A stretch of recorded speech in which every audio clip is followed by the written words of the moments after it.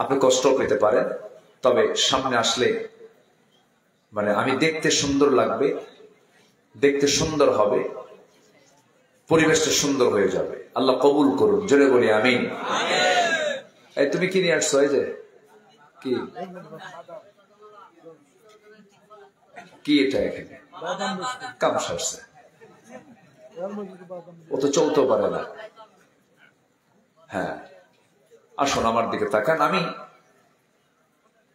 যেখান থেকে তেলাওয়াত করেছি সেই দিকে আস্তে আস্তে ফিরে যাচ্ছে। আমরা যে যতটুকু ইবাদত করি, নামাজ কালাম পড়ি, অন্তত 7 দিনে একদিন তো জুমার নামাজে যায় বলে আল্লাহ মুসলমানই তো টিকে রাখলাম। দেখছেন? ঠিক দেখেন, ঠিক কেমনে হলো এটা? ঠিক হয়? 7 দিনে একদিন নামাজ পড়ে ঠিক হয় নাকি? এটা ঠিক হবে 7 দিনে একদিন না একদিনে 5 বার? ঠিক কিনা?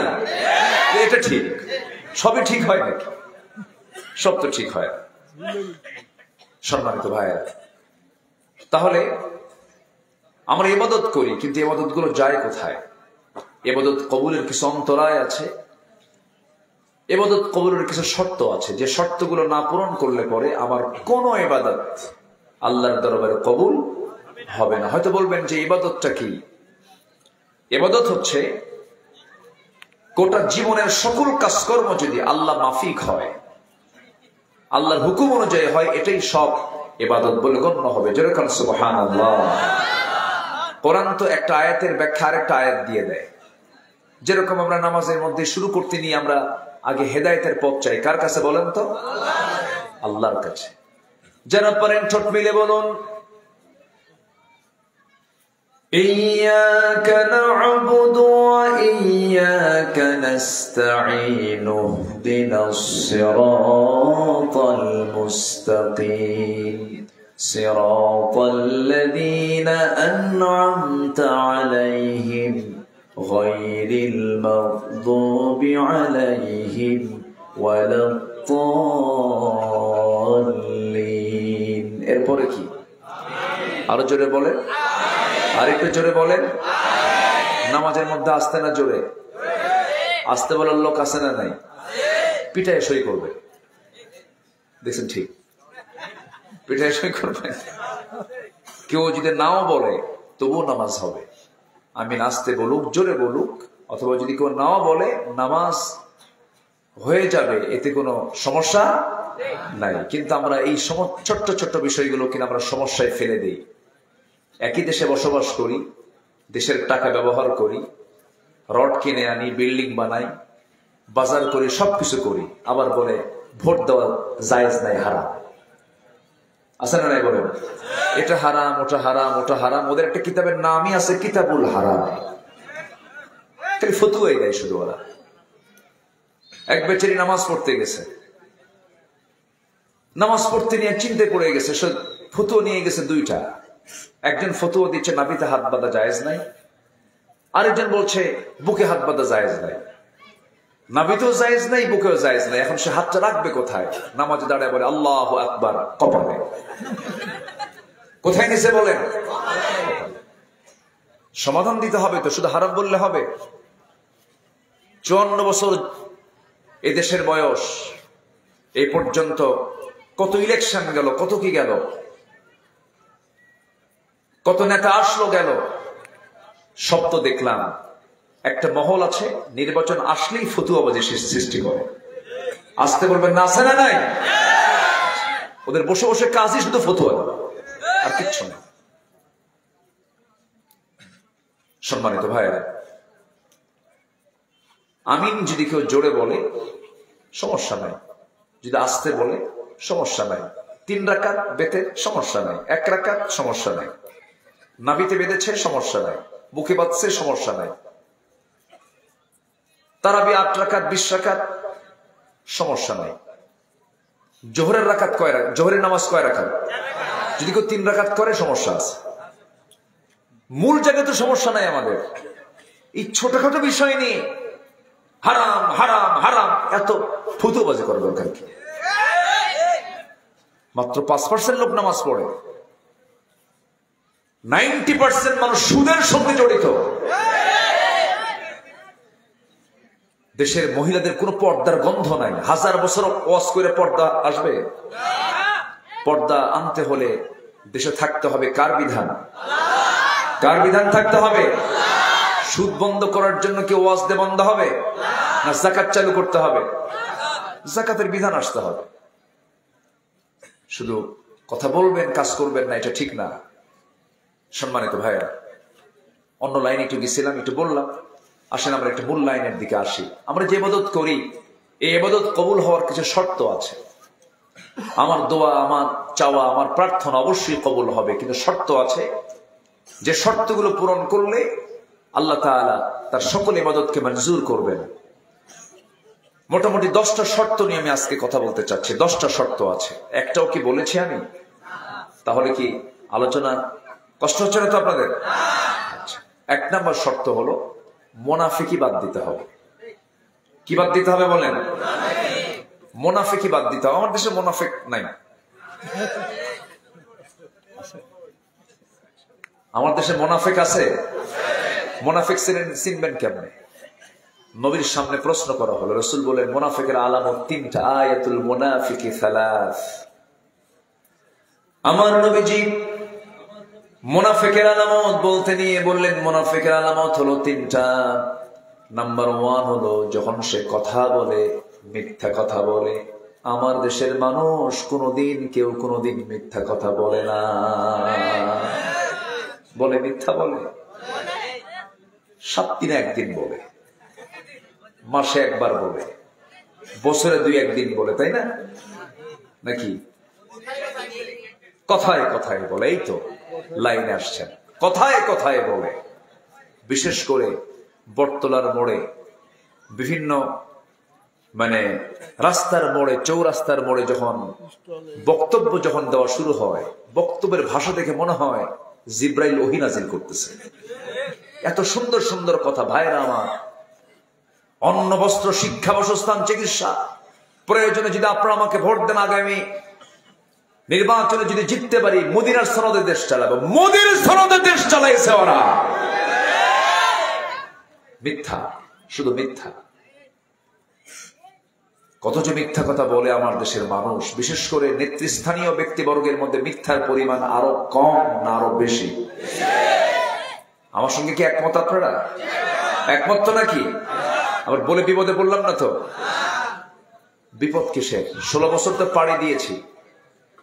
16 বছরই কাউকে অতটুকু ভয় করিনি, যে ভয়টা শুধু আল্লাহর জন্য খাস করেছি। সম্মানিত ভাইরা, সম্মানিত বন্ধুগণ, মিথ্যা যদি কোনো ব্যক্তির মধ্যে ঢুকে যায়, ভাবতে হবে ওর মধ্যে মুনাফিকি আছে। এটা শুধু নবীর কথা না, আল্লাহর কথা। আল্লাহ রাব্বুল আলামিন সুন্দর করে বলছেন, ইন্নাল মুনাফিকিনা লাকাযিবুন। মুনাফিকরা মিথ্যুক হয়। মুনাফিকরা কি হয়? মিথ্যুক হয়। এক সাহাবী রাসূলের সামনে এসে বলছে, ইয়া রাসূলুল্লাহ, আমি বেশি আমল করব না, আমাকে একটা আমল শিখায় দেন। আমার রাসূল বলছেন, একটা আমল? হ্যাঁ, একটা আমল করবো আমি। রাসূল বললেন, জীবনে মিথ্যা কথা বলবো না। যেমন যেরকম সুবহানাল্লাহ, আমি হলফ করে বলতে পারি, একটা মানুষের ভিতরে যদি এই একটা গুণ থাকে, জীবনে কোনোদিন মিথ্যা কথা বলবো না, এই একটা আমলে তাকে জান্নাতের দরজায় পৌঁছায় দেবে। একটা আমল সবার মনে থাকবে। ফোন তো আসাতে আরো মিথ্যা বাড়ছে। ভাই কোথায়? জাহান্নামের চৌরাস্তায়। এত মিথ্যা কথা বলে।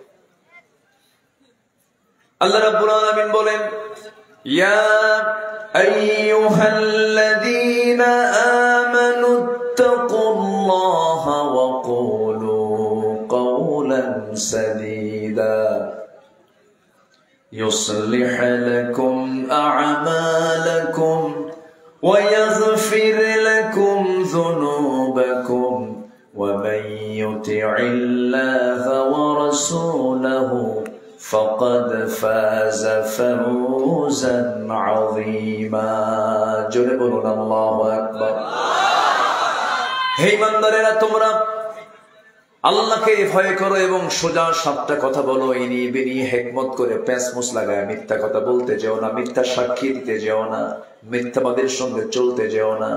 তুমি যদি সত্য কথা বলতে পারো, আমি আল্লাহ তোমার জীবনের যে অর্জিত ভুলভাল আমলগুলো ছিল, সেই ভুলভাল আমলগুলো আমি আল্লাহ ঠিকঠাক করে দেব। জোরে বলি সুবহানাল্লাহ। তাহলে সত্য কথা বলার ফলাফল হলো আমার আপনার জীবনে অর্জিত যত আমল নামায় যত ভুল ভাল ছিল সব ঠিকঠাক করে দিবেন তিনি। আমার কে ঠিক করে দিবেন? আল্লাহ। শর্ত হলো কি ছাড়তে হবে? মিথ্যা ছাড়তে হবে। এই মিথ্যা কিন্তু অনেকটা পারিবারিক ভাবেও আসে, শুধু শিক্ষা প্রতিষ্ঠান থেকে এগুলো পাওয়া যায় না। কিছু কিছু পরিবার আছে, পরিবারের মধ্য দিয়েও এই নেচার গুলো চলে আসে। একজন বড় পীর ছিলেন আব্দুল কাদের জিলানী, নাম শুনছেন তো? তাকে বড় পীর বলে। জিলান শহরে তার বাড়ি ছিল। ছোট্ট মানুষ, দিন শেখার জন্য দূরদেশ যাচ্ছেন, মার চোখে পানি। মা আব্দুল কাদেরকে কোলের মধ্যে নিয়ে বলছেন, বাবা আব্দুল কাদের, দিন শেখার জন্য বাড়ি ছেড়ে চলে যাচ্ছ, দূরদেশে যাচ্ছ, কতদিন পরে দেখা হবে জানি না, তবে আমি তোমার মা হয়ে ছোট্ট একটা নাসিহা করি, ছোট্ট একটা উপদেশ তোমাকে দেই বাবা। একটা উপদেশ সারা জীবন লালন করবে, তার নাম হলো বাবা, জীবনে যে অবস্থায় থাকো না কেন কোনোদিন মিথ্যা কথা বলবা না। যাও। সন্তান রওনা দিল। কিছু স্বর্ণ মুদ্রা কাছে ছিল, মূল্যবান কিছু টাকা পয়সা সম্পদ ছিল, তা নিয়ে রওনা দিয়েছে সন্তান। রাস্তার ভিতরে ডাকাত ধরেছে, ডাকাতি করছে বহু লোকের। এই ছোট্ট বাচ্চার কাছে যখন জিজ্ঞাসা করেছে তোমার কাছে কি আছে, সব একটা কথাই সব বের করে বলছে, এই যে আমার কাছে এই সমস্ত স্বর্ণ মুদ্রা গুলো আছে। ডাকাতরা বলে, সবার কাছ থেকে সব কিছু বের করতে কত রিমান্ডে নিতে হয়, কত ধমক টমক মারতে হয়, তোমারে বলার আগে তুমি সব কিছু বের করে দিলে, এটার কারণটা কি? ছোট্ট আব্দুল কাদের বলছে, আমার মার নির্দেশ, জীবনের কোন জায়গায় কোনোদিন চুল পরিমাণ মিথ্যা কথা বলা যাবে না। ডাকাতদের চোখে পানি চলে এলো, আর সবাই বলে ফেলল, আরে এইরকম সন্তান তো আমাদের বাড়িতেও আছে, যে সন্তানদের মুখে খাবার তুলে দেওয়ার জন্য আমরা ডাকাতি করি, তারাও সন্তান, এই সন্তানটাও সন্তান, এই সন্তানের বাপকে মাকে তারাও তো বাপ মা। চোখের পানিতে সয়লাভ হয়ে গেল। ডাকাতরা বলল, আজকের দিন থেকে সমস্ত ডাকাতি ছেড়ে দিলাম এই সন্তানটার সততার কারণে। যেরকম সুবহানাল্লাহ। মিথ্যা ছেড়ে দেব আমরা। ইসলামের ইতিহাসে 2 নম্বর খলিফার নাম কি বলেন? কে তো বলেন না, কে বলেন? বলেন বলেন। 1 নম্বর খলিফা কে বলেন? 2 নম্বর খলিফা কে বলেন? নাম্বার 3 খলিফা কে বলেন? নাম্বার 4 কে বলেন? আলী। এই সমস্ত ইতিহাসগুলো আমার দেশের মানুষের সবার আগে জানার দরকার আছে না নাই বলেন? আচ্ছা, এই 16 বছর এই ইতিহাস শিখেছে? খেলে টিভি খোলার সঙ্গে সঙ্গেই শুরু হয়ে গেল।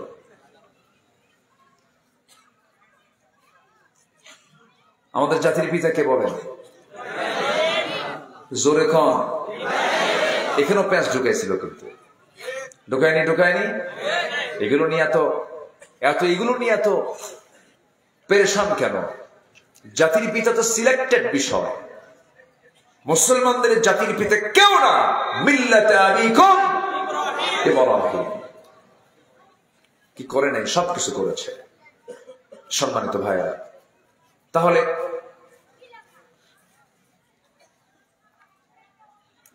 ইসলামের ইতিহাসে 4 জন খলিফা, এর মধ্যে 2 নম্বর খলিফার নাম কি বলুন তো? ওমর রাদিয়াল্লাহু তাআলা। অনেকদিন আগে আমি প্রায় বলি কথাটা, এক মাহফিলে বললাম, ওমরে ফারুককে কেউ চিনেন? সামনে দিকে ছোট্ট এক ছেলে দাঁড়ায় বলে, হুজুর চিনি। কে? আমাদের বাড়ির দোতলায় ভাড়া থাকে।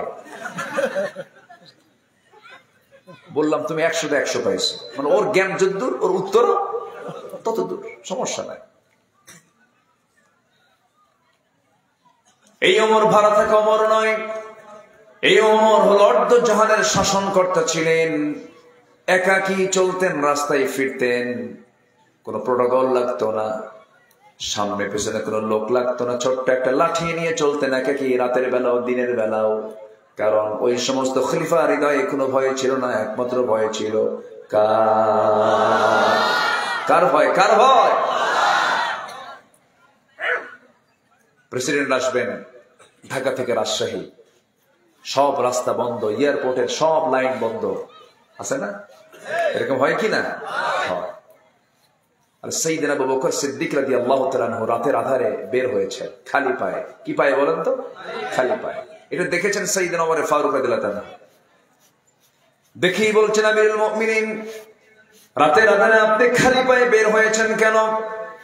এই যে পাথরের রাস্তা, খালি পায়ে হেঁটে চলছেন, পা তো ফেটে যাবে পাথরের আঘাতে। তিনি বললেন, আমি যে জুতা পায়ে হাঁটবো, জুতার তলার সঙ্গে পাথরের একটা আওয়াজ হবে, এই আওয়াজে গভীরা যদি সে আওয়াজটা যদি প্রকাশ পেয়ে যদি বড় আকার ধারণ করে, আর এই আওয়াজে যদি আমার নাগরিকের ঘুম যদি নষ্ট হয়, কিয়ামতের দিন আমাকে আসামির কাঠগড়ায় দাঁড়িয়ে তার জবাবদিহি করা লাগবে। আল্লাহু আকবার বলো। চিন্তা করা যায়? জনগণের ঘুম যেন ব্যাঘাত না হয়, জুতা পায়ে না হেঁটে দেশের প্রেসিডেন্ট আমিরুল মুমিনিন খালি পায়ে হাঁটতেছে। যেরকম সুবহানাল্লাহ, কি ছিল তাদের ফিকির!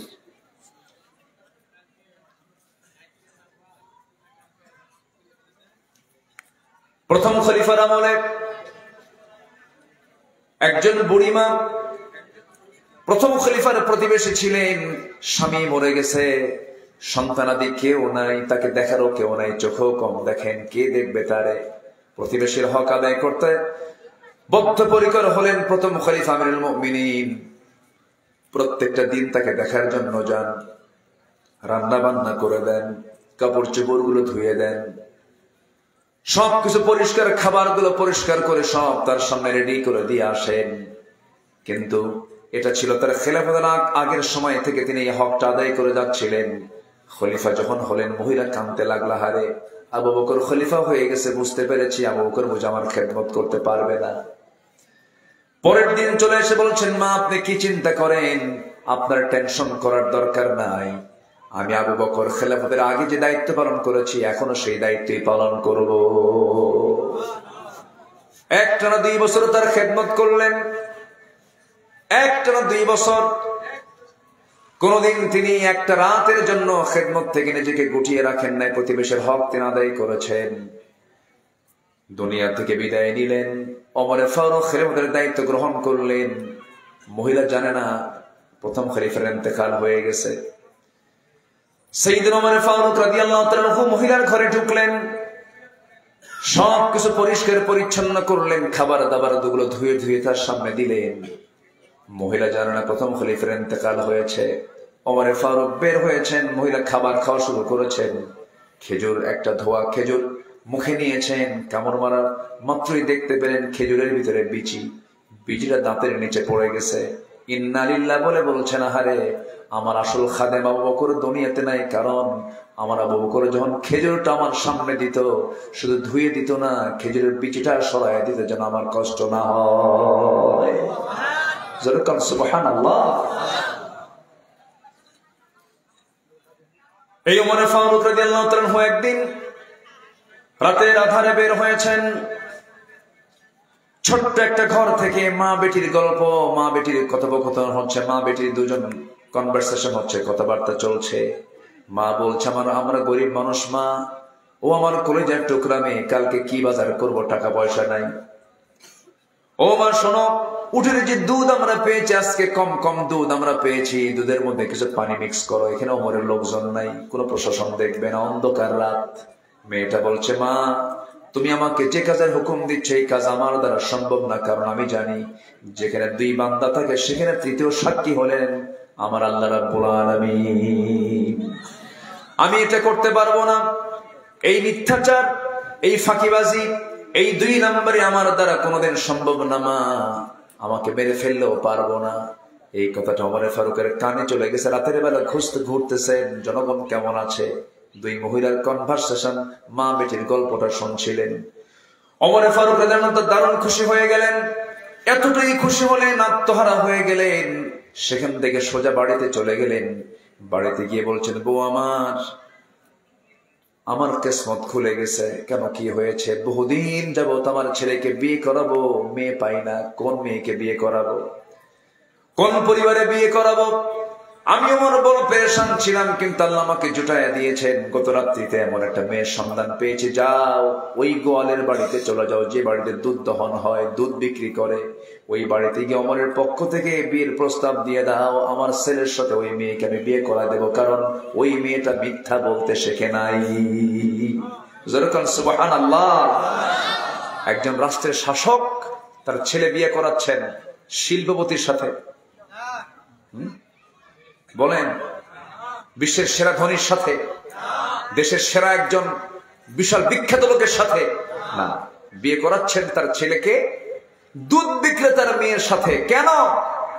ওই মেয়েটার মুখে মিথ্যার কোনো গন্ধ। মানুষের সবচেয়ে বড় সার্টিফিকেট হচ্ছে সত্যবাদিতা। এর চাইতে বড় সার্টিফিকেট নাই। আমরা সত্যবাদী হব। জোরে বলি ইনশাআল্লাহ, আর জোরে বলি ইনশাআল্লাহ। এই জন্য আল্লাহ মাঝে মাঝে বলেছেন, সত্যবাদীদের অন্তর্ভুক্ত হয়ে যাও। ওয়াকুনু মা'আস সাদিকিন। আছে না, সত্যবাদী যারা, তাদের অন্তর্ভুক্ত হয়ে যাও, মুনাফিকি করো না। তাহলে মুনাফিকের আলামত কয়টা বলেন? বলছি কয়টা? একটা। আরো আছে কয়টা? দুইটা। এদিকে ইবাদত কবুলের জন্য শর্ত কয়টা? বলতেছি কয় নাম্বার? আরো আছে কয়টা? সব কি মুখস্থ রাখতেছেন তো নাকি? জোরে বলি ইনশাআল্লাহ, আর জোরে বলি ইনশাআল্লাহ। একটু মনোযোগ দিয়ে কথাগুলো শুনুন, আমাদের কাজে লাগবে।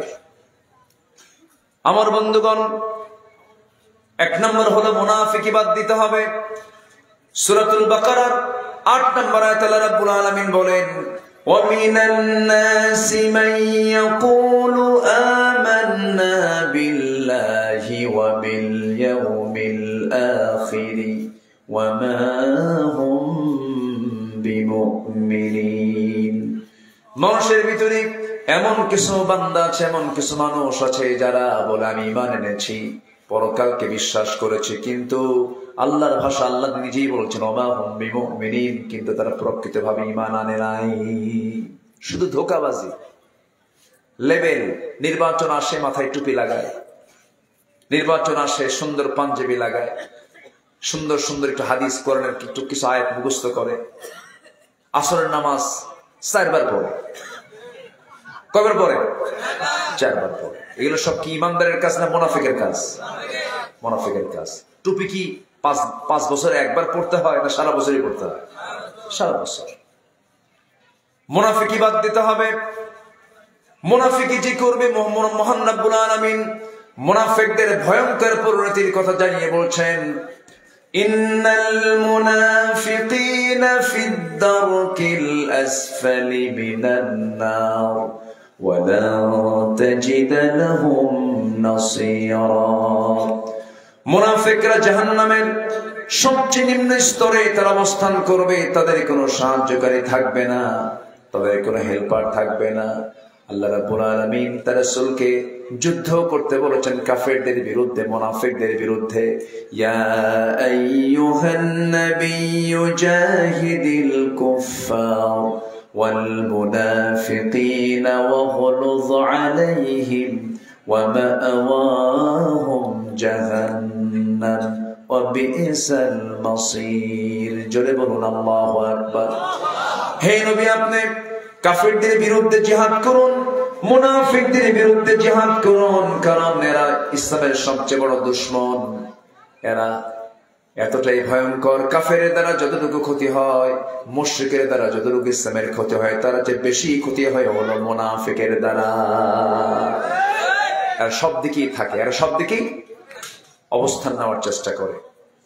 আমার বন্ধুগণ, মুনাফিকদের জন্য আপনি দোয়া করলেও সে দোয়া কবুল হবে না।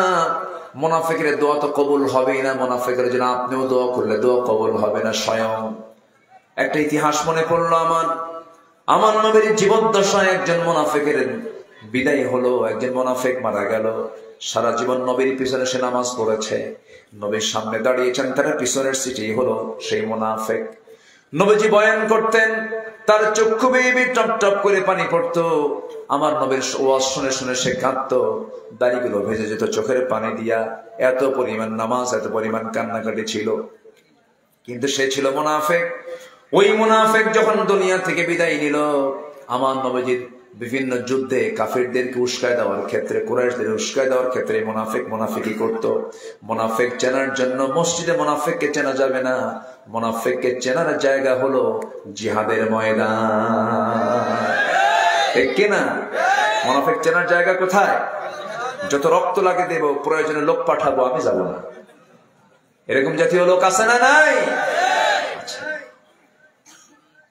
এই 16 বছর কত যে ভাগ্যা দেখলাম, কত ধরনের লোক দেখলাম। দোয়া করে জানেন, সিনেমা হল উদ্বোধন হবে, হুজুরের ভাড়া করছে, দোয়া করে আল্লাহ তুমি এই সিনেমার ব্যবসা সফল করে দাও। মদের ফ্যাক্টরি উদ্বোধন হবে, দোয়া করে আল্লাহ এই মদের ফ্যাক্টরিতে তুমি আল্লাহ বরকত দিয়ে দাও। এরকমও খুঁজে পেয়েছি। এই 16 বছরে কেউ সরকারের টাকায় হজে গেছে, আবার কেউ সরকারের টাকায় জেলের ভাত খেয়েছে। দুই আলেম এক নয়। দুই আলেম কে এক কখনো হতে পারে না। আজকের এই পরিবর্তন, আজকের এই যে সিচুয়েশনটা আমরা পেয়েছি, এটা এমনি এমনি আসে নাই। অনেক মজলুমের চোখের পানির ফলাফল এটা। আসতে বলবেন না, জোরে বলুন ঠিক কিনা?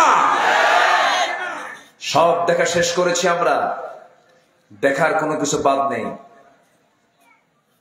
কেউ 8 বছর, কেউ 16 বছর, কেউ 25 বছর।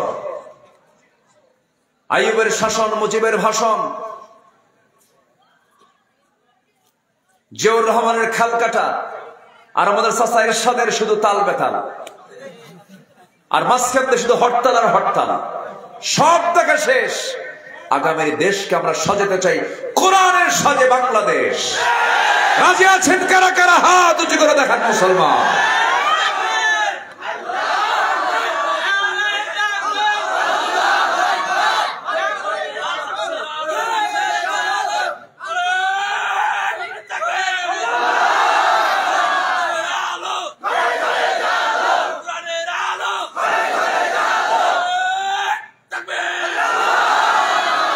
আল্লাহ কবুল করুন, জোরে বলে আমিন। রাগ করতেছেন মনে হয়? খুব সুন্দর মানুষ আপনারা, বলি আলহামদুলিল্লাহ। আজকের ফজর হয়েছে ইনশাআল্লাহ, আমার হবে তো, লক্ষণ ভালো না তো। জোহর হয়েছে সবার, আসর, মাগরিব, এশা, ফজর হবে তো ইনশাআল্লাহ বলেন, আর জোরে বলেন ইনশাআল্লাহ। বলুন তো, মুনাফিক চেনা যায় জোহরে, আসরে, মাগরিবে, এশায় না ফজরে? ফজরে। মুনাফিক সব নামাজ পড়ে কিন্তু ফজর নামাজ পড়তে পারে না। এখন কর মুনাফিক কারা? কি কথা কি বুঝতেছেন? ধীরে ধীরে কিন্তু নিজেদের কাছে চলে যাচ্ছি আমরা। ফজর কি বলে, মুনাফিক জোহর পরে, আসর পরে, মাগরিব পরে, এশাটাও পড়তে পারে, ফজর নামাজ সে পড়তে পারে না। এখন বলেন, গ্রামের ভিতরে মানুষ বেশি না মুনাফিক বেশি?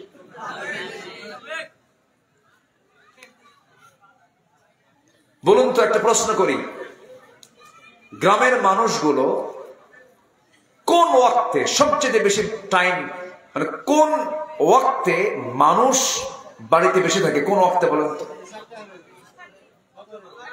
এসব টাইমে না? বলেন কোন টাইমে বেশি থাকে? কোন টাইমে? সবচেয়ে বেশি সময় থাকে বাড়িতে কোন সময়ে? ফজরে। আর সবচেয়ে কম সময় থাকে কোন সময়? জোহরে। ব্যস্ত থাকে, বাইরে অফিসে থাকে, আসরে আসতেও পারে নাও পারে, মাগরিব আসতেও পারে নাও পারে, তবে এশার নামাজে চলে আসে, নাও তাও মিস হতে পারে, কিন্তু ফজরে মিস নাই। ফজর অবশ্যই বাড়ি। বলুন তো, এই 5 ওয়াক্তের মধ্যে সবচাইতে কম মুসল্লি কোন ওয়াক্তে? আলহামদুলিল্লাহ। কি কবেন আপনি বলেন? তাহলে 5 ওয়াক্ত নামাজের ভিতরে যে ওয়াক্তে বাড়ির উপস্থিতি বেশি, অথচ মুসল্লি মসজিদে নাই। মোট মুসল্লি 3 জন, ইমাম, মুয়াজ্জিন, খাদেম। এদের চাকরি না থাকলে এরাও থাকতো না। মসজিদ ফাঁকা। মসজিদ কি ফাঁকা। কিন্তু আপনি যদি একটা আদর্শ গ্রামকে আদর্শ গ্রাম বলে অভিহিত করতে চান, কাদিপুর একটা গ্রাম, এই কাদিপুরকে যদি আপনি আদর্শ গ্রাম হিসেবে যদি আপনি উপস্থাপন করতে চান। 1 নাম্বার প্রশ্ন আসবে, দেখো তো ওই গ্রামের মসজিদটা কোন ওয়াক্তে মুসল্লি দিয়ে ভরে যায়।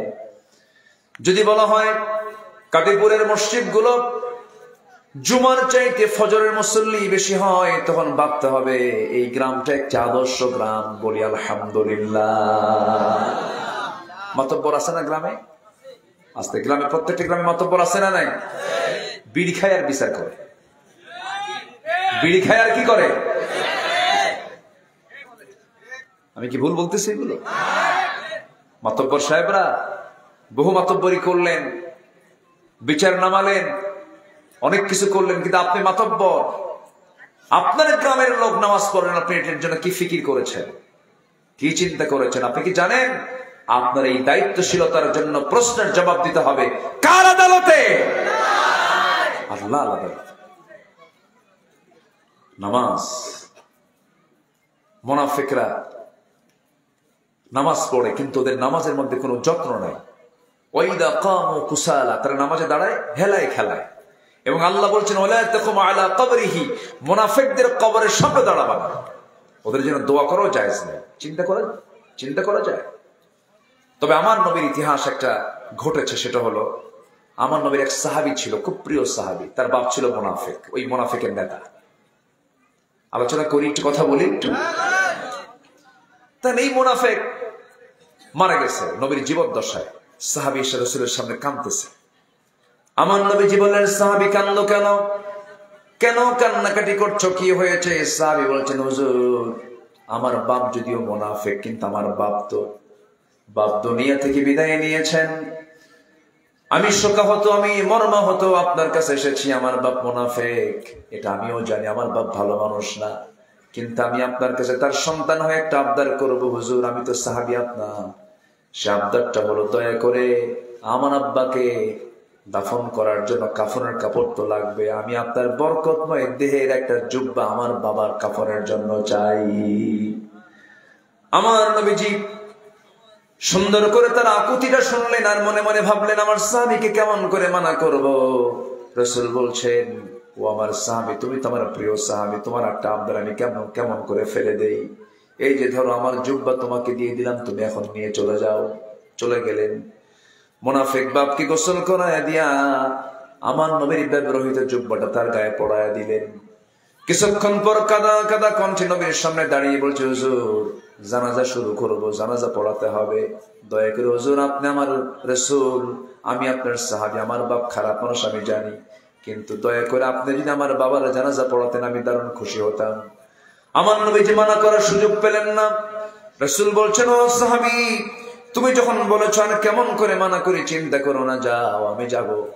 সাহাবে কেরামকে সঙ্গে করে নিয়ে তিনি চলে গেলেন। সাহাবী রাসূলকে কি অতিক্রম করতে পারে নাকি? পারে না।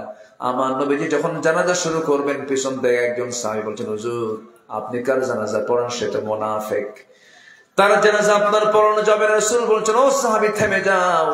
আমার সাহাবী বারবার আকুতি করছে, সাহাবীর কথাটাকে আমি কেমন করে ফেলে দেই। জানাজা পড়ায় দিলেন, দোয়াও করলেন।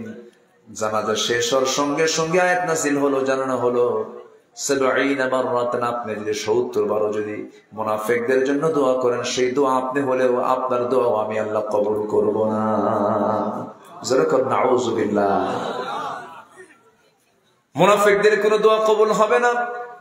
মুনাফিকরা অগ্রহণযোগ্য, আল্লাহর কাছে তাদের কোনো দাম নাই, তারা মূল্যহীন। মুনাফিকের কাতারে যাওয়া যাবে না, মুনাফিকি করা যাবে না, মিথ্যাচার করা যাবে না, ওয়াদা ভঙ্গ করা যাবে না, আমানতের খেয়ানত করা যাবে না।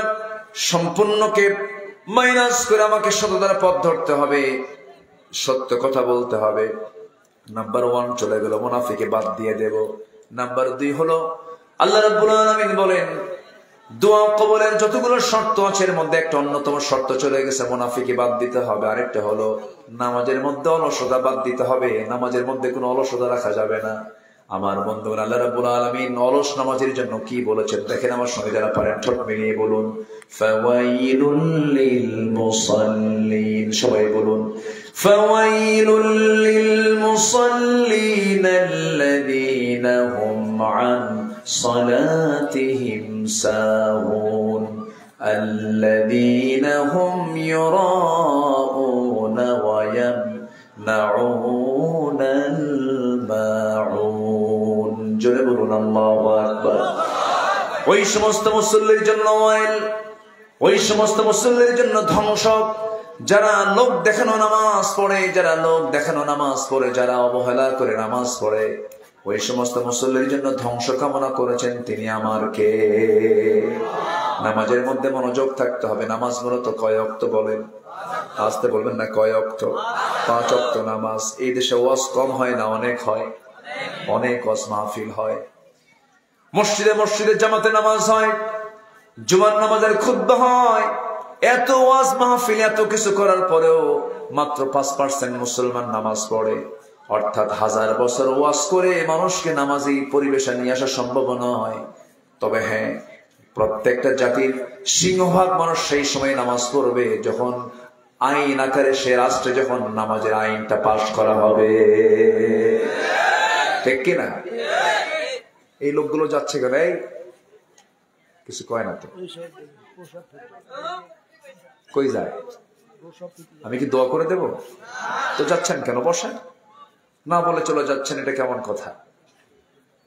যদি কেউ যান একটু বলে যান, একটু অনুমতি নেওয়াটা দরকার। তো একটু মেহেরবানি করে বসো, খুব বেশি সময় নেব না, আর আরেকটু সময় একটু বসে।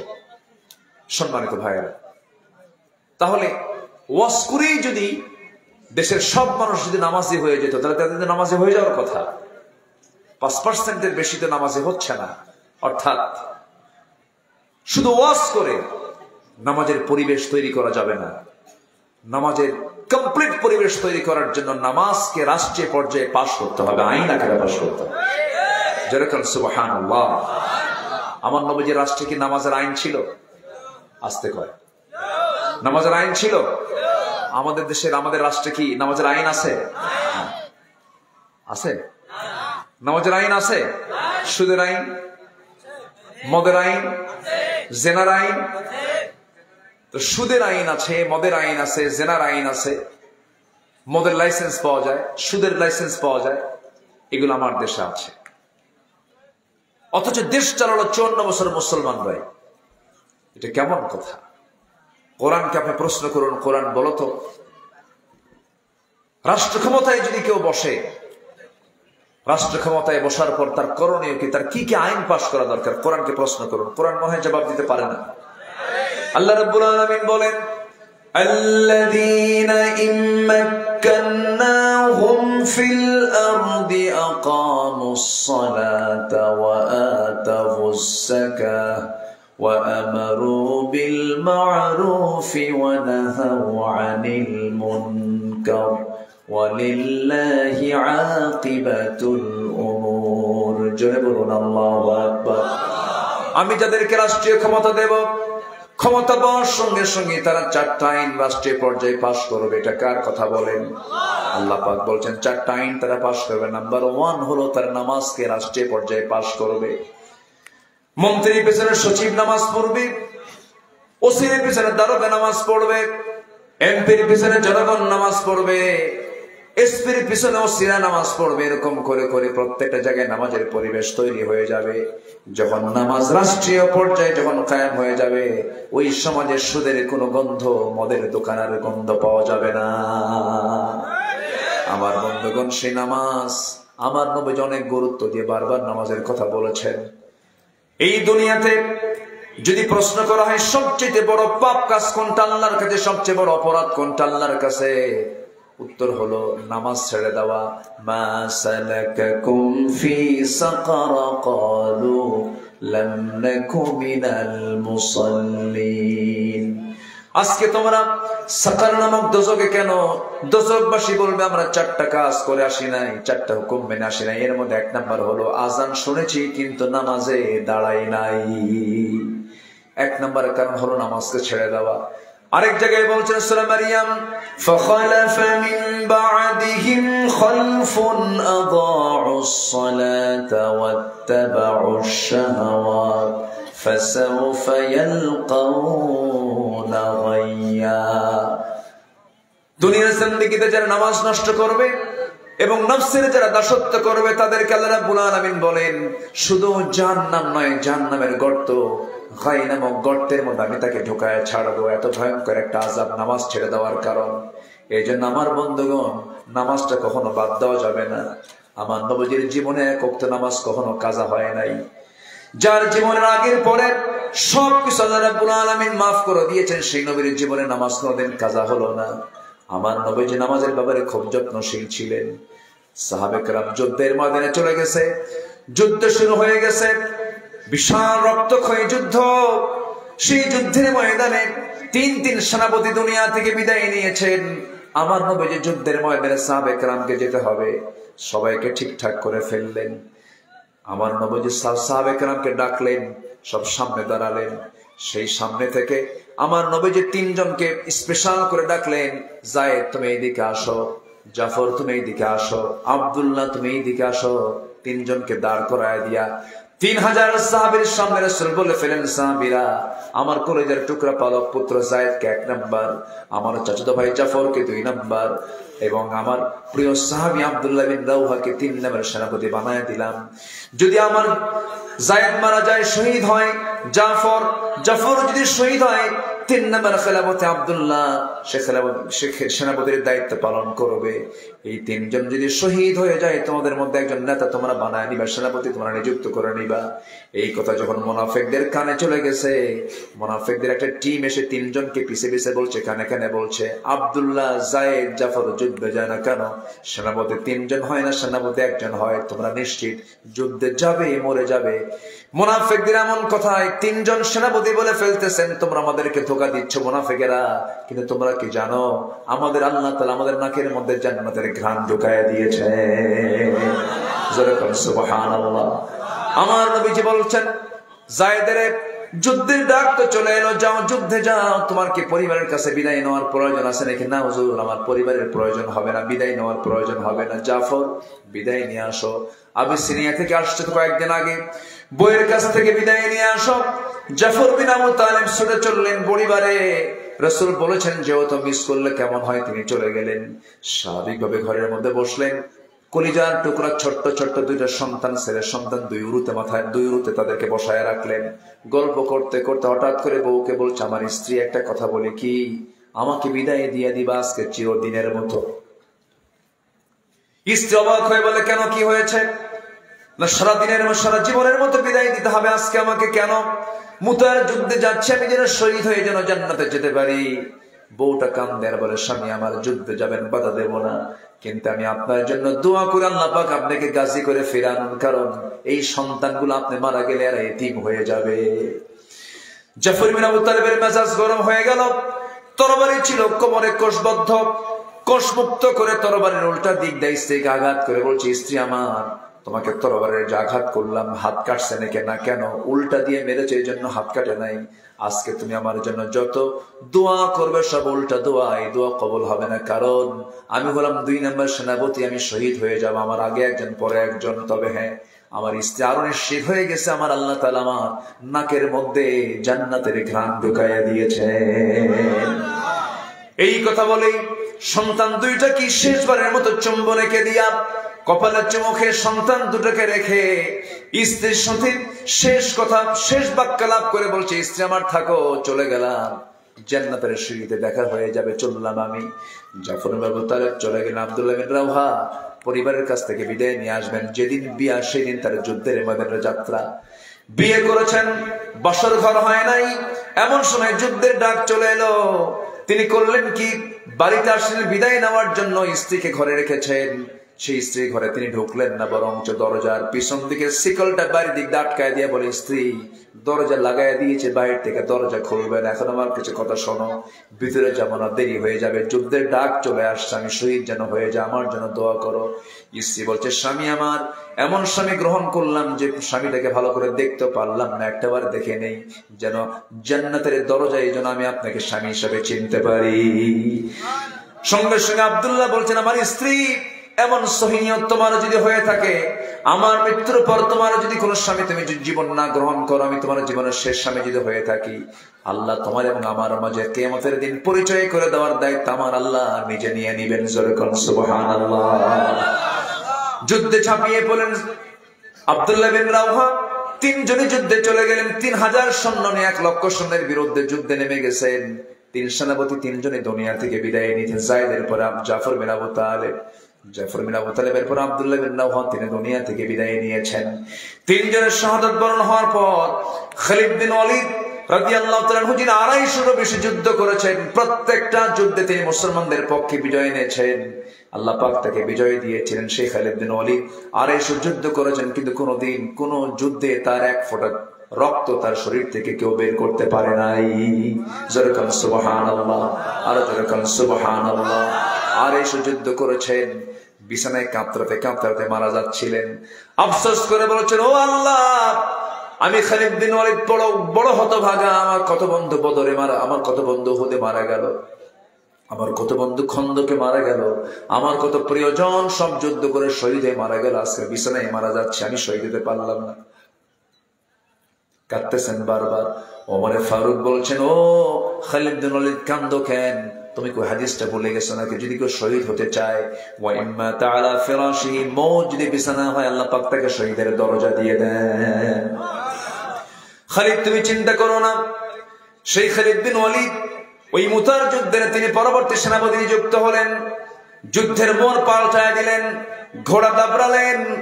ঘোড়ার দাবড়িতে গোটা ময়দানটা ধুলায় অন্ধকার হয়ে গেল, চতুর্দিক অন্ধকার হয়ে গেছে। খালিদ বিন ওয়ালিদ সেই যুদ্ধে একা 7টা তরবারি ভেঙে চুরমার করে কাফিরদেরকে ত্রাস সৃষ্টি করে কাফিরদেরকে তাড়ায় দিলেন। পুরো ওই সমস্ত রোমান সৈন্যদেরকে তাড়ায় দিয়ে বিজয়ের পতাকা ছিনিয়ে আনলেন। খালিদ বিন ওয়ালিদ যখন কালিমার পতাকা বিজয়ী বেশে যখন মুতা থেকে যখন মদিনার দিকে ফিরছিলেন, নবীর কাছাকাছি চলে আসলেন। আমার নবীজি বলছেন, ও আমার সাহাবী, আমি আজকে প্রথম জিজ্ঞেস অন্য কিছু করব না। আমার সাহাবীরা বলো তো, 5 ওয়াক্ত নামাজ তোমাদের হয়েছে কিনা? জোরে বলুন সুবহানাল্লাহ। নামাজের গুরুত্ব আছে না নাই বলেন তো? 5 ওয়াক্ত নামাজ পড়তে চান কারা কারা? কারা কারা পড়তে চান? জোরে বলি ইয়া আল্লাহ, আরো জোরে ইয়া আল্লাহ। আমাদেরকে 5 ওয়াক্ত সালাত আদায় করার তৌফিক তুমি আল্লাহ দিয়া দাও। জোরে বলি আমিন, আরো জোরে আমিন, আরো জোরে আমিন। আল্লাহ কবুল করুন। ইবাদত কবুলের শর্ত হলো 10টা, 2টা বলেছি। এই যে ভাই, এই বসো বসো আব্বা, বসো বসো বসো বসো আব্বা, বসো। ওদেরকে আটকানো কঠিন, ওদের আবার ক্লাস আছে। ফজরের আগ দিয়ে যদি হিফজ খানা হয়, শেষ রাত্রে উঠে ওরা কোরআনের পৃষ্ঠাগুলো মুখস্থ করে, নতুন সবক পড়ে, ওদেরকে বাধা দেওয়া ঠিক না। তবে আব্বু একটু দেরি করেই তো আমরা আর কিছুক্ষণ, আমি 10টা পয়েন্ট আমি ব্যাখ্যা দিতে না পারলেও আমি শর্টলি বলে ফেলার চেষ্টা করব। জোরে বলি ইনশাআল্লাহ। সবার ফজর নামাজ হবে তো ইনশাআল্লাহ? সবার বাড়িতে মা, স্ত্রী, মেয়ে আছে না নাই বলেন তো? আছে। তারা কি পর্দায় থাকে? হ্যাঁ, নামাজ কালাম পড়ে পড়ে, তাহলে তো সুন্দর। রাবিয়া বস্ত্রিত হয়ে গেছে, সারা বছর বোরকা পড়ে, শুধু বিয়ের দিন বোরকা পড়ে না। সারা বছর বোরকা পড়ে, কিন্তু ঈদের দিন বোরকা ছাড়ে, বোরকা পড়ে না। কেন জানেন? ঈদের দিন, বিয়ের দিন, ওই যে কিছু গহনা আছে, বোরকা পড়লে তার গহনা দেখানো যাবে না। এই যে দেখো, দেখা ঠিক না। গহনা দেখবে কে? স্বামী না পরপুরুষ? বলেন, কে দেখবে? কে দেখবে? স্বামীর সামনে ছেঁড়া শাড়ি, আর বাইরে গেলে নতুন শাড়ি। ওর লক্ষণ ভালো? লক্ষণ ভালো বলেন তো? লক্ষণ ভালো না। পুরুষের জন্য মার্কেটিং, নারীর জন্য মার্কেটিং নয়। হ্যাঁ, মার্কেটে আপনি যেতে পারবেন, আপনার ছেলেকে নেন, স্বামীকে নেন, নিজের বাবাকে নেন, কিন্তু আপনি একা বের হতে পারবেন না, কারণ আপনি রাজরানী। ইসলাম আপনাকে অনেক সম্মান দিয়েছে। আপনার হেল্পার হচ্ছে পুরুষরা, পুরুষরা আপনার খাদেম, পুরুষ আপনার কি? খাদেম। কিন্তু মেয়েরা কয় ওরা হবে চাকর, আমরা হব চাকরানি। কি হব? চাকরানি। সম্মান ইসলাম দিয়েছে, তারা সম্মানটাকে টিকে রাখতে চায় না। বোরকা নাই, পর্দা নাই। আপনি কি জানেন একটা নারী 4 জন পুরুষকে জাহান্নামে নিয়ে যাবে? বাবাকে নিয়ে যাবে, ভাইকে নিয়ে যাবে, স্বামীকে নিয়ে যাবে, এরপর নিজের ছেলেকে নিয়ে যাবে। তাহলে এই জাহান্নাম থেকে বাঁচার জন্য আমাদেরও চেষ্টা করার দরকার আছে না নাই বলুন তো? মেয়েদের পর্দা করা কি? আরো জোরে বলেন, আরো জোরে বলেন, ফরজ। এই জন্য চাচাতো ভাই, মামাতো ভাই, খালাতো ভাই, দুলা ভাই দেখা করা জায়েজ? আচ্ছা বলেন তো, দূরের মানুষের ক্ষতি বেশি না কাছের মানুষের ক্ষতি বেশি? কাছের মানুষের ক্ষতি বেশি। বেড়া ক্ষেত খায়, এলাকায় আছে নাকি কথা? কি ক্ষেত খায়? বেড়া ক্ষেত খায়। কাছের মানুষের দ্বারা বেশি ক্ষতি হয়। এই জন্য এই যে নিকটতম আত্মীয় যাদের সঙ্গে দেখা করা জায়েজ নেই, খালাতো ভাই, মামাতো ভাই, ফুফাতো ভাই, দেখা করা যাবে না। খালাতো ভাই শুধু বারবার আসে খালার বাড়িতে, বারবার আসার, খালাকে পাইলি খালাম আসসালাম আলাইকুম, খালাম আসসালাম আলাইকুম, মানে খালাতো বোন আসার মতলব হচ্ছে খালাতো বোন। এটা খালাকে বুঝতে হবে, খালাটা মাথায় নিতে হবে। পর্দার বিষয়ে আপোষহীন থাকতে হবে, ঠিক কিনা? একদম আপোষহীন, পর্দার কঠোর থাকতে হবে। দুলাভাইয়ের সঙ্গে দেখা করে জায়েজ নাই তো, কিন্তু কিছু কিছু দুলাভাই আছে দুষ্ট। এলাকার দুলাভাই গুলো ভালো, এই দুষ্ট দুলাভাই গুলো করে কি, শালীদেরকে হুন্ডায় তোলে। শালী কয় দুলাভাই না চড়ি, ওটা ঠিক না, এক ধমক মেরে বলে তাড়াতাড়ি। দুলাভাইকে নাও বলতে পারে না, বড় বোনের স্বামী কেমনে না করি, হুন্ডায় ওঠে। একটু লজ্জায় ওঠে যে আমার দুলাভাই মানুষ গায়ের সঙ্গে গা লাগালে কেমন হয়, একটু দূরেই বসে, একটু মাঝখানে গ্যাপ রাখে। দুলাভাই সামনে যে এমন ব্রেক মারে, গ্যাপ পুরো। আছে কিনা? আসতে বলবেন না, আছে না নাই? আবার কিছু স্বামী আছে নিজের বউটা না পর পুরুষকে দেখাতে খুব ভালোবাসে, সুন্দর করে সাজায়া। বন্ধু বান্ধব দেখলে বলেন, বন্ধু দোস্ত দেখো তো বউটা দেখতে কেমন। আছে না এরকম? আছে না? আছে। শুধু এটাই করেন, আবার হুন্ডাই তোলে। হুন্ডাই তোলে, সে সাধারণ কোন হুন্ডা না, R15, যা প্যাসেঞ্জার সিট হলো 3 তলা আর ড্রাইভিং সিট হলো আন্ডারগ্রাউন্ড, ঠিক কিনা? রাজশাহী মহানগর তো কাছে, এই জন্য বলতেছি কথাগুলো, সব তো প্রায় দেখেন আপনারা। বউটাকে 3 তলায় তুলে, স্বামী আন্ডারগ্রাউন্ডে থাকে। এখন হুন্ডার আওয়াজ তো কম, হুন্ডার আওয়াজ কম হলে তো কেউ দেখবে না। হুন্ডার মেকারকে গিয়ে বলে, এই হুন্ডার যে পাইপ আছে, পাইপ সিলিন্ডার খুলে ফেল। খুললে পরে আওয়াজ কি আর ছোট থাকে? বিশাল আওয়াজ। এবার চলছে, যখন সে রান করলো, চতুর্দিকে আওয়াজ 1 কিলোমিটার জুড়ে। এদিকে বউটা লাল শাড়ি, মাথার চুল ছেড়ে দেওয়া, ঠোঁটটা আঁকানো, কপালটা আঁকানো, বসে দিল একখান টান পবার মোড় থেকে একদম একদম চলে গেছে মতিহার নাকি বিনোদপুর চললো, সেখান থেকে চলে গেল আমচত্বর। এমন জোরে টান মারছে আর এমন আওয়াজ, জাতি দেখো জাতীয় সম্পদ নিয়ে যাচ্ছে। জোরে কোন নাউজুবিল্লাহ। বউ কি জাতীয় সম্পদ না নিজস্ব সম্পদ? এগুলো কেন? এই পর্দাহীনতার পরিবেশ আমরা দেখতে চাই না। যে নেতা তোমাকে নারী হাতে তুলে দেবে, যে নেতা তোমার হাতে অস্ত্র তুলে দেবে, যে নেতা তোমাকে নামাজের কথা বলবে না, ওই সমস্ত নেতৃত্ব মানার সময় নাই। ওই সমস্ত নেতৃত্বের মুখে আমরা জুতা মারি, থুতু মারি। রাজি আছো কারা কারা? যুবকরা হাত উঠে দেখাও।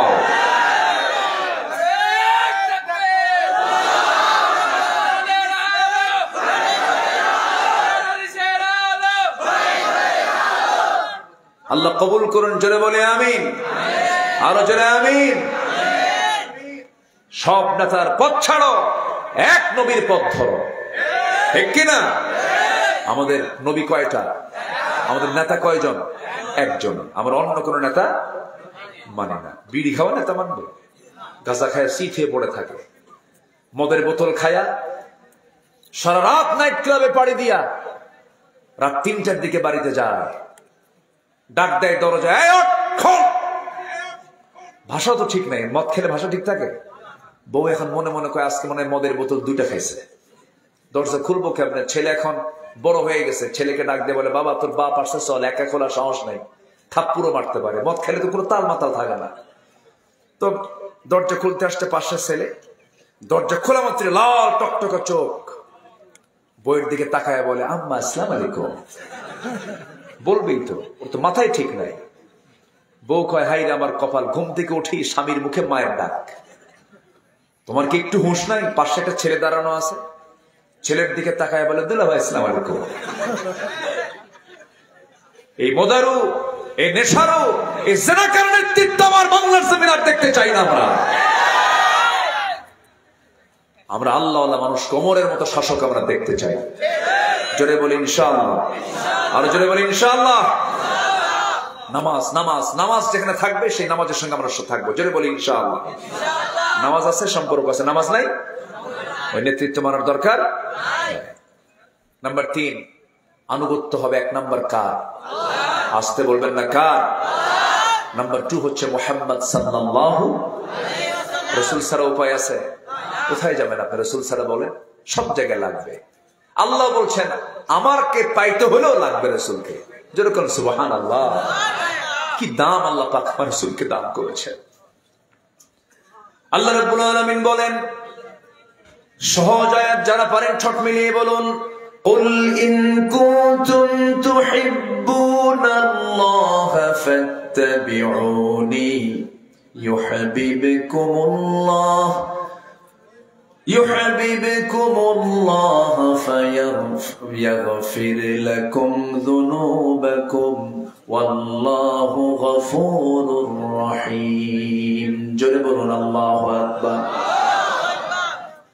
আল্লাহ রাব্বুল আলামিন রাসূলকে বলেছেন, রাসূল আপনি জানায় দেন, তোমরা যদি আমার ভালোবাসা পেতে চাও, আমি আল্লাহর ভালোবাসা পেতে চাও, হে রাসূল আপনি বলে দেন তোমরা আমার আনুগত্য করো। আমার আনুগত্য করলেই তোমাদেরকে আমার আল্লাহ নিজে ভালোবাসবেন। জোরে বলুন সুবহানাল্লাহ। রাসূলকে মহব্বত করতে হবে, ভালোবাসতে হবে, নবীর আদর্শকে লালন করতে হবে, মাথা থেকে পা পর্যন্ত সমস্ত সুন্নাহগুলো নিজের জীবনে আনতে হবে। রাসূল কেমন করে হেসেছেন হাসবো তেমন করে, খেয়েছেন কেমন খাবো তেমন করে, হেঁটেছেন কেমনে তেমন করে হাঁটবো, ঘুমিয়েছেন কেমনে তেমন করে ঘুমাবো, চুল রেখেছেন কেমনে তেমন করে চুল রাখবো, কেমন করে দাড়ি রেখেছেন তেমন করে দাড়ি রাখবো, কেমন করে কথা বলেছেন তেমন করে কথা বলবো। মিথ্যা বলেন না, আমি মিথ্যা বলবো না। আমার নবী কাউকে কষ্ট দেন না, আমিও কষ্ট দেব না। আমার নবী স্ত্রীর হক আদায় করেছেন কেমনে, আমি তেমন করে স্ত্রীর হক আদায় করব। সন্তানদের সঙ্গে কথা বলেছেন কেমনে তেমন করেই কথা বলবো। নাতিপুতির সামনে কেমন করে কথা বলেছেন তেমন করে কথা বলবো। আমার নবী উগ্র ছিলেন না বিনয়ী ছিলেন?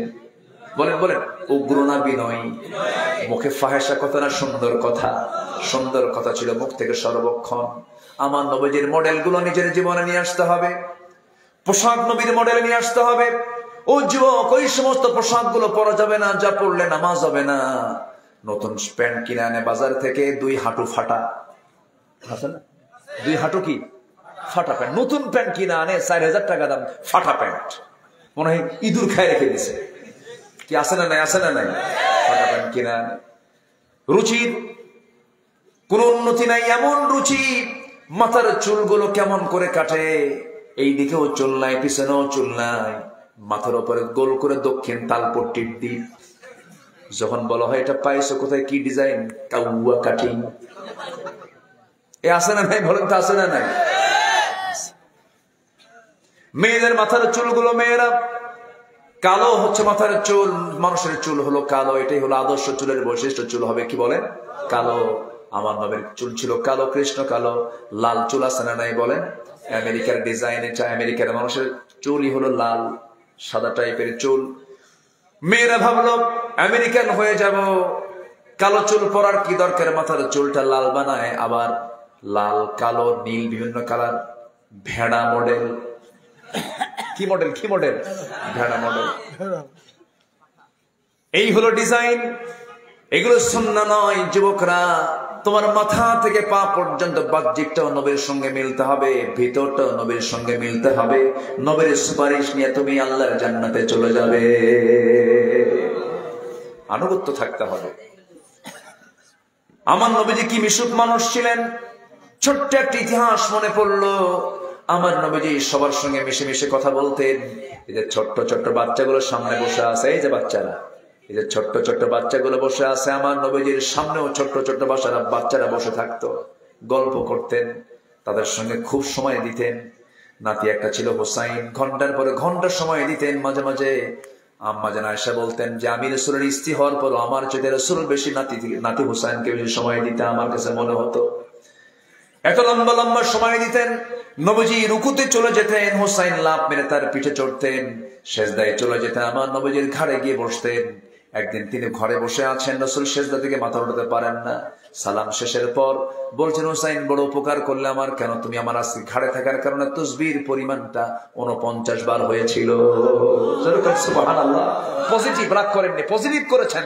নাতি বিরক্ত করে আমি তসবি বাড়ায় দেই, ধমক দেননি। আর কিছু নানা আছে মানে টোকা বারুদের মতো জ্বলে, টোকা মারলে এমন খেপা খেপে, নাতি মনে মনে করে তুই মরবি কোনদিন, কুল খেলে খাবো।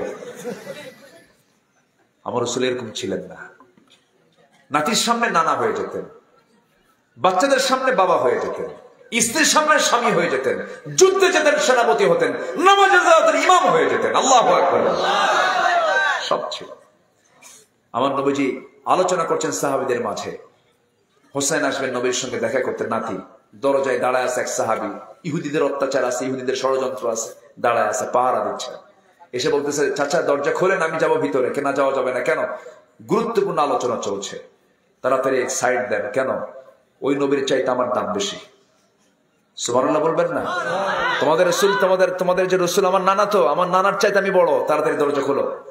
সাহাবী তো বেকায়দে পড়ে গেছে, ওরে বাপরে বাপ, যে গ্রামার খাটাইছে আমি এখন কেমন আটকাই। যা, রাস্তা ক্লিয়ার। ভিতরে চলে গেছেন, নবীর সামনে গিয়ে দাঁড়ায় আছেন, মুখটা ভাব গম্ভীর হয়ে আছে, হাসি নাই, কান্না কান্না ভাব। আমার নবীজি বলছেন, না না হোসেন, তোমার এই অবস্থা হলো কেন? রেগে আসছো কেন? খেপে আসছো কেন? কি হয়েছে তোমার? কেন? না আমার কি দাম নাই? দাম তো আছে। দরজায় দাঁড়ায় থাকি, আপনার লোকজন আমাকে আসতে দেয় না, আমার কি কোনো সম্মান নাই? আমার তো সম্মান আছে। তো রাসূল, অবশ্যই তোমার সম্মান আছে। কি হয়েছে না বলো তো? কেন? না আমি বেশি প্রশ্ন করবো না আজকে, আমি তোমাকে একটু বুঝাতে চাচ্ছি। না না, তুমি বড় না আমি বড়? আমি তো বড়। কেন? আমি তোমার চেয়ে বড়। রাসূল বলছেন, না না, তুমি আমার চেয়ে কেমনে বড় বলো তো? বলবো, 3টা প্রশ্ন করব। শর্ত হলো সব সাহাবীকে ডাকো, আজকে ওদেরকে বুঝায় দেই আমি কেমনে বড়। সুবহানাল্লাহ বলবেন না? ছোট্ট নাতি হুসাইন। রাসূল বলছেন, ঠিক আছে আমি ডাকতেছি। সবাইকে ডাকলেন। ডাকার পর রাসূল বলছেন, না না বলো কি প্রশ্ন? না না, আমি যখন তোমার সঙ্গে বসে বসে কথা বলি তখন আমার বসার জায়গা কোনটা বলো তো? আমার বুক। শুয়ে পড়ো। শুয়ে পড়লেন, নবীজির বুকের উপরে গিয়ে লাফ মেরে বসলেন হুসাইন। সাহাবে কেরাম দেখছে, কি নিবিড় সম্পর্ক। সুবহানাল্লাহ বলবেন না? বিশ্ব নবীর বুকের উপরে বসে আছেন হুসাইন। এবার বলছে, না না বলো তো তোমার বাবার নামটা কি? আমার বাবার নামটা হলো আব্দুল্লাহ। বাড়ি কোথায়? মক্কায়। কোন বংশ? কুরাইশ। আর কি পরিচয় আছে? আর তেমন কোনো পরিচয় আমার জানা নাই। কিন্তু তুমি কি জানো আমার বাবার পরিচয়টা কি? আমার বাবা মক্কার মানুষ, কুরাইশ বংশের মানুষ, কিন্তু আমার বাবার সম্মানটা আল্লাহ পাক এত দিয়েছেন, দুনিয়ার সমস্ত কাফের ইমামদের জন্য আসাদুল্লাহ গালিব করে, সিংহ করে পাঠিয়েছেন আমার গর্বিত পিতা আলী আর তোমার বাবা আব্দুল্লাহ। দুজনকে ওজন দাও, আমার বাবার ওজনটাই ভারী হয়ে যাবে। আমার নবীজি খুব খুশি হলো। হারে কি বিজ্ঞচিত কথা, কি হিকমতপূর্ণ কথা আমার নাতির। আমার রাসূল বলছেন, নানা আর কি প্রশ্ন করবে বলো? নানা বলো তোমার নামটা কি? আমেনা। বাড়ি কোথায়? মদিনায়। আর কি আছে পরিচয়? তেমন কোনো পরিচয় নাই। কিন্তু নানা তুমি তো অবশ্যই জানো আমার মার পরিচয়টা কি। আমার মা হলেন তোমার কলিজার টুকরা, আদরের দুলালি ফাতিমা খাতুনে জান্নাত, সমস্ত মহিলাদের সর্দারিনী খাতুনে জান্নাত মা ফাতিমা। আর তোমার মা আমেনা, দুজনকে 2 পাল্লায় দিয়ে দাও। আল্লাহর কসম করে বলে আমার মার ওজনটাই ভারী হয়ে যাবে। বলো নানা। নাম্বার 3 প্রশ্ন, বলো তো তোমার নানার নামটা কি? ওহাব জহরি। বাড়ি তার কোথায়? মদিনায়। কি করতেন? ব্যবসা করতেন। এতটুকুই তার পরিচয়, শেষ। নানা এখন বলো তো নানা আমার নানার পরিচয়টা কি? আমার নবীজি শুয়ে আছেন, চোখের কোনা বেয়ে টপ টপ করে পানি পড়ছে, আবেগ আপ্লুত হয়ে পড়লেন। নাতির মুখে যদি এমন বিজ্ঞচিত কথা বের হয়, কোন নানা খুশি হবে না বলেন?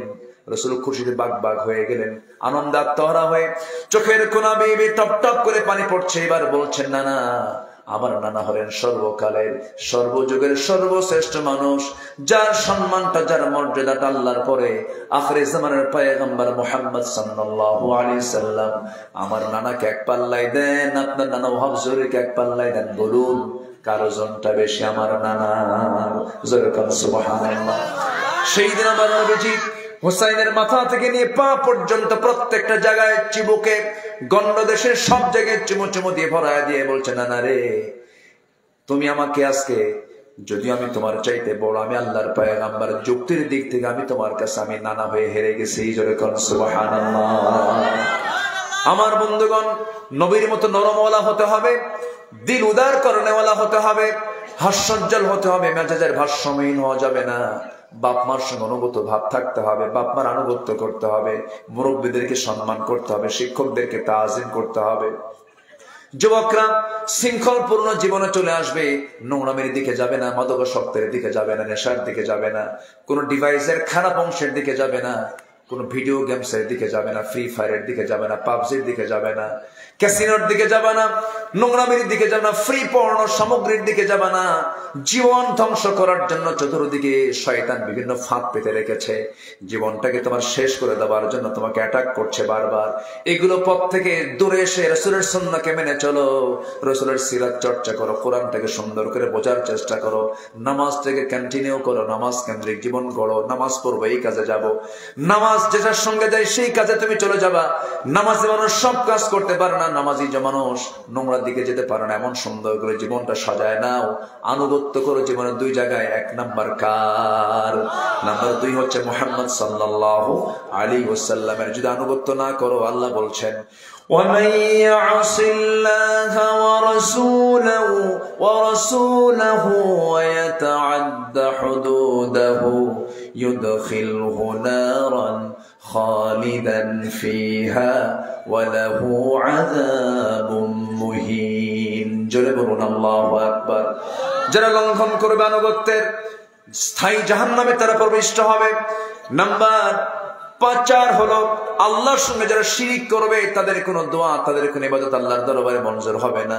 নাম্বার 5 হলো সামনে পেছনে যারা পরনিন্দা করবে। দেখবেন কিছু কিছু মানুষ আছে, সামনে প্রশংসা করে, পেছনে গেলে দুর্নাম করে। এমন লোক বুঝি বাবাও বোঝা যায় নাই। সামনে পেলে বলে আপনার মতো ভালো মানুষই হয় না, আড়ালে গেলে হারামজাদা। এরকম আছে কিনা বলেন? এই সমস্ত লোকের কোনো ইবাদত কবুল হবে না। ইমানদারের মুখ এবং ভিতর হবে 2 রকম না 1 রকম, এটা মাথায় রাখতে হবে। নাম্বার 6 হলো আল্লাহকে যারা ভুলে থাকবে, মন্দ কাজের যারা আদেশ করবে, তাদের কোনো ইবাদত কবুল হবে না। নাম্বার 7 হলো শয়তানের যারা পদাঙ্ক অনুসরণ করবে, তাদের কোনো ইবাদত কবুল হবে না। নাম্বার 8 হলো লোক দেখানো নামাজ যারা পড়বে, লোক দেখানো ইবাদত যারা করবে। হুজুর 2 লক্ষ টাকা দান করলাম, আমার নামটা বড় করে নেবেন। 1 নাম্বার তালিকায় যেন সেখানে লেখা থাকে, আমার নাম যদি প্রচার না হয়, নামটা যদি সেখানে লেখা না হয়, দান করব না। এমন লোক বুঝি নাই? আসতে বলবেন না, আছে না নাই? কিন্তু আল্লাহ তাআলা বলেন আরশ আজিমের ছায়া আমি 7 শ্রেণীকে জায়গা করে দেব। এর মধ্যে একটা শ্রেণী হলো মা তুনফিকু বিয়ামিনি, ডান হাতে দিয়েছে বাম হাত জানে না, বাম হাত দিয়েছে ডান হাত জানে না। এমন গোপনকারীর দান যারা করবে, আমি আল্লাহ তাদেরকে আরশ আজিমের ছায়া জায়গা দেব। জোরে বলুন সুবহানাল্লাহ। নাম্বার 9 হলো কুফরি যারা করবে, তাদের কোনো ইবাদত কবুল হবে না। মুসলমান হয়ে আল্লাহর আইনকে অবিশ্বাস করে, আসে না নাই বলেন? এমন চেতনা লালন করবে যারা, তাদের কোনো দোয়া কবুল হবে না, ইবাদত কবুল হবে না। নাম্বার 10 হলো আল্লাহর সাথে মিথ্যা দৃঢ় অঙ্গীকার করে, আবার তবজ্ঞার সঙ্গে ভঙ্গ করে। আল্লাহর সঙ্গে ওয়াদা করেছে, আবার সেই ওয়াদাটা ভঙ্গ করে ফেলেছে, তাদের কোনো ইবাদত আল্লাহর দরবারে মঞ্জুর হবে না। এই 10টা শর্ত, 10টা অপকর্ম যদি আমরা ছেড়ে দিয়ে যদি আল্লাহর পথে যদি চলে আসি, আমি যা চাইবো দোয়া কবুল করবেন তিনি আমারকে। ফজর পড়বেন কারা কারা? একটু হাত তুলে দেখান তো দেখি, ফজর পড়বেন কারা কারা? জোরে বলি ইয়া আল্লাহ, আর জোরে বলি ইয়া আল্লাহ। আমাদেরকে ফজর, যোহর, আসর, মাগরিব, এশা 5 ওয়াক্ত সালাত আদায় করার তৌফিক তুমি আল্লাহ দিয়ে দাও। জোরে বলি আমিন, আরো জোরে আমিন, আরো জোরে আমিন। 11:59 বাজে, আর 1 মিনিট সময় আমার আছে। হ্যাঁ জি, কেউ যাবেন না, আমরা একসঙ্গে দোয়া করব। একটু দোয়ার আগ দিয়ে একটু বিরক্ত করব মাহফিল কমিটির পক্ষ থেকে। যদি চাদর যায় অথবা ব্যাগ যায়, দৌড় মারবেন না, থাকবেন। এই দেশে কিন্তু মাহফিলে শ্রোতা তাড়ানোর একটা উপায় আছে, হলো কালেকশন করা। মানে এই এলাকায় আছে কিনা জানি না, মানে কালেকশন শুরু করলেই জনগণ ইজিলি চলে যায়। যদি কাউ মানে যদি মাহফিল কমিটি চায় যে আমি শ্রোতা রাখবো না, খালি কালেকশনে শুধু নামায় দিবেন, ব্যাস চলে গেছে। এটা কি করবেন নাকি আপনারা? আচ্ছা বসেন, ব্যাগ যাবে, যে যা পারি আমরা সবাই দেওয়ার চেষ্টা করব। জিকির করে সুবহানাল্লাহ আলহামদুলিল্লাহ। একটু ব্যাগ যাচ্ছে, যে যা পারি আমরা সবাই দেওয়ার চেষ্টা করব। জিকির করে সুবহানাল্লাহ আলহামদুলিল্লাহ।